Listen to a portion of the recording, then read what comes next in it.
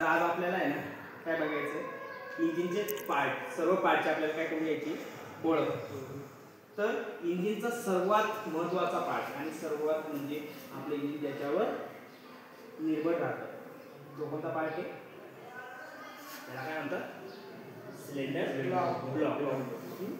हा जो पार्ट आहे तो इंजिनचा सर्वात मोठा आणि सर्वात महत्त्वाचा पार्ट म्हणून ओळखला जाणारा पार्ट आहे. याला म्हणतात आपण सिलेंडर ब्लॉक. त्याचे लक्षण तुम्ही बघू शकता. त्याच्यानंतर याला काय म्हणतात? Oil Steiner. याच्याद्वारे काय केलं जातं तर आपला जो हा ऑइल संपते, या ऑइल सब मध्ये काय राहतं? ऑइल राहतं, बरोबर. तो ऑइल ओढण्याचं काम या पाईपद्वारे केलं जात असतं. या ऑइल स्ट्रेनर याला म्हणतात ऑइल स्ट्रेनर. हा काय ऑइल सब, याच्यात ऑइल राहतं.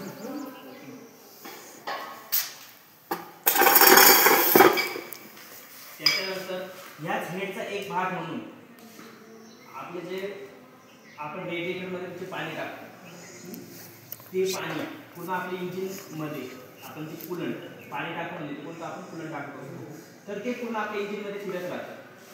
तर तेच पाणी ओढण्याचं काम, पूर्ण इंजिनमध्ये फिरवण्याचं काम प्रेशरने ते कशाद्वारे केलं जातं?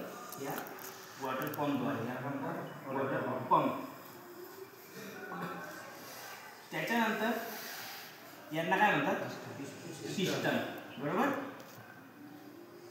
हे पिस्टन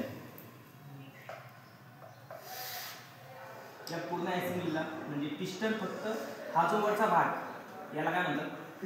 पिस्टन. खालचा जो भाग आहे याला काय म्हणतात? Connecting rod.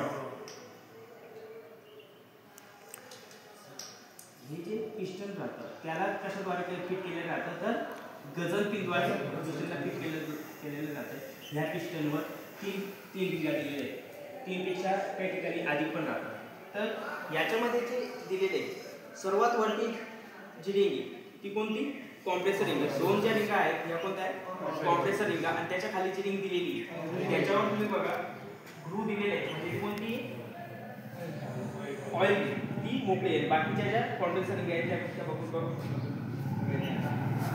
प्रत्येकाने प्रॅक्टिकल बघायचं की या रिंगा कशा असतात त्याची लक्षणं बघू शकतो.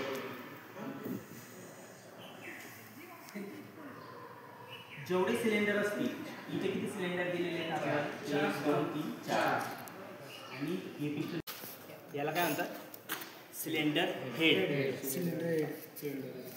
याला सिलेंडर हेड का म्हणतात तर हा जो सिलेंडर हेड असतो हा कुठं फिट होतो तर हा जो सिलेंडर ब्लॉक आहे याच्यावर फिट होतो. म्हणून याचा जो म्हणजे या सिलेंडर ब्लॉकचं डोकं म्हणून पण आपण त्याला म्हणू शकतो. तर याला म्हणतात सिलेंडर ब्लॉक. याच्यामध्ये वॉल दिलेले आहेत. तुम्ही याची वाली रचना बघू शकता. या सिलेंडर ब्लॉकमध्ये वॉल दिलेले आहेत. बघा 2 प्रकारचे वॉल असतात, इनलेट वॉल आणि एक्झॉस्ट वॉल.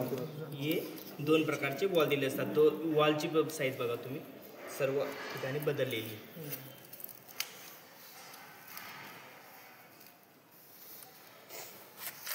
ती कशाद्वारे केली जाते? तर या कॅमशॉफ्टद्वारे. याला काय म्हणतात? कॅमशॉफ्ट.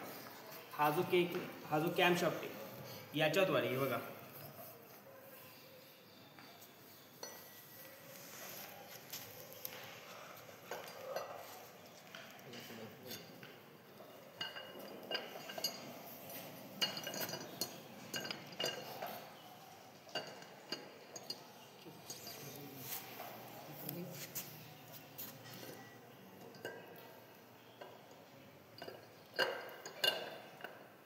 हा जो कॅमशॉफ्ट आहे हे जे कॅमनोब असतात ना हे कॅमनोब हे काय करतात?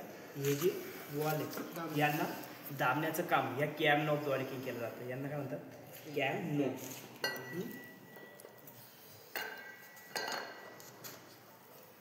आता हा जो भाग आहे हा याला काय म्हणतात? क्रँकशाफ्ट. इंजिनचा हा पण एक काय महत्त्वाचा भाग. जे पिस्टन जे दिलेले आहेत या पिस्टनची जी हालचाल असते या पिस्टनची हालचाल कशाद्वारे केली जाते या सिलेंडरमध्ये, तर या क्रॅनशाफ्टद्वारे या पिस्टनची हालचाल केली जात असते. पूर्ण